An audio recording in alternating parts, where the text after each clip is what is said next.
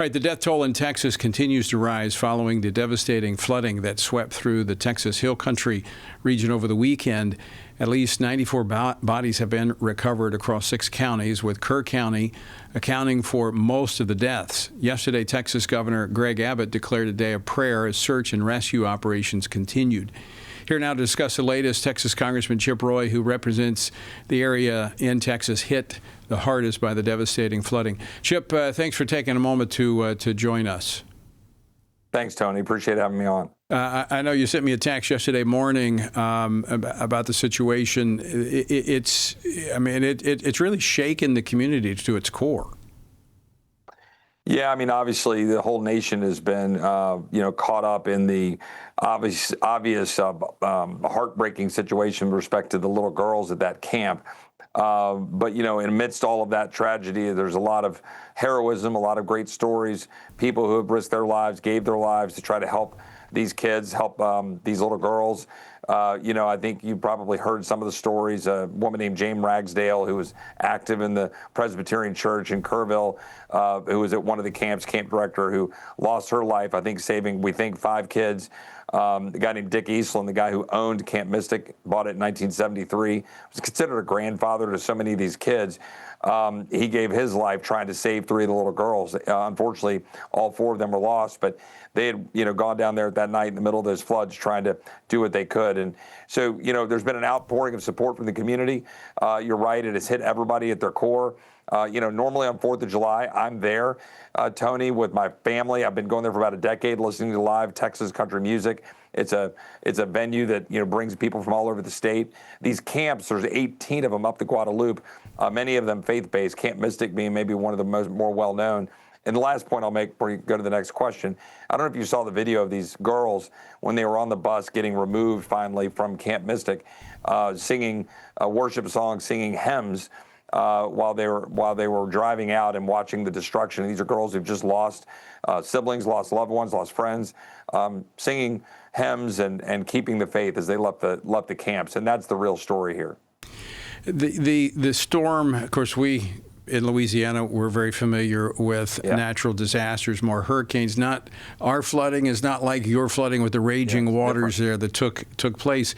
And many people, how did this happen? Well, it happened in the middle of the night, and the river rose over 20 feet within an hour. Yeah, I mean, so to put it in perspective, for everybody to understand, the area 20 miles down from the camps where a lot of the lives were lost, down in Kerrville, it's a little broader, a little wider, okay?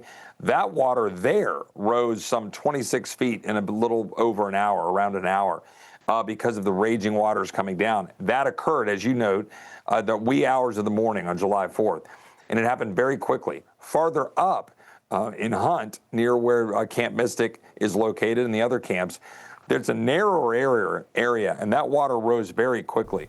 And so there was a story of a young man who unfortunately, he lost 2 of his daughters. And, he described he was hanging on, trying to figure out how to get to his daughters. And he said the water was going up basically a foot per minute. Like, that's how quickly the water was coming up. It's really hard to describe for people who don't understand the terrain there. It's limestone with a very thin amount of topsoil, and that you're in a drought. Water comes in 12, 14 inches, which nobody was really predicting. Now, the National Weather Service predicted flooding. They predicted heavy rains, and everybody, needs to be attuned to that. But they weren't saying 12 to 14 inches, and nobody really necessarily could. And so that hit. And then this is what happened at 4 to 6 o'clock in the morning on a holiday. There are things we could probably do better going forward, but the finger pointing and the politicizing of it is nonsense. Right. We need to focus on these healing families. So how many, I know that there's a lot of people that were from out of town that were along there, so we don't know exactly how many may be missing, but what are the estimates of those that are still unaccounted for? Yeah, I think right now we're somewhere around 84, 85 official fatalities in that area in Kerr County. Just got an update a little bit ago. And I think, I don't exactly know the adult and child breakdown there. I think it's maybe 60 or so adults and 25 kids, give or take, maybe 58 adults. There's 10 still missing children. I believe those are all children that are unidentified, I should say, that I think are affiliated with Camp Mystic. That's not 100%. They're still working through that. It's difficult, right? And the identification gets tough, right? And so, one of the hardest conversations I've ever had to have was being a part of a conversation with parents who still had missing children 2 nights ago, and talking about collecting DNA to try to do the hard work of identifying kids. And so this is all gonna be something we're gonna have to work through for a long period of time. But the prayer, Tony, has been extraordinary. The amount of faith, the amount of support coming in, people across the aisle that have been reaching out to help. It is much far and fewer in between the people who are politicizing it and being, I think, inappropriate. The vast majority of the people I'm talking to are just wanting to help. We had 1,500 people in line trying to get signed up to be volunteers. We've had stuff pouring in from all over the country. There's going to be benefit concerts coming up here in July and August, already getting planned. The people of Texas are going to act fast, and they always do that, regardless of who we're talking about, and we're deeply appreciative. Well, Chip, we'll continue to pray. Our church was praying yesterday morning, and we can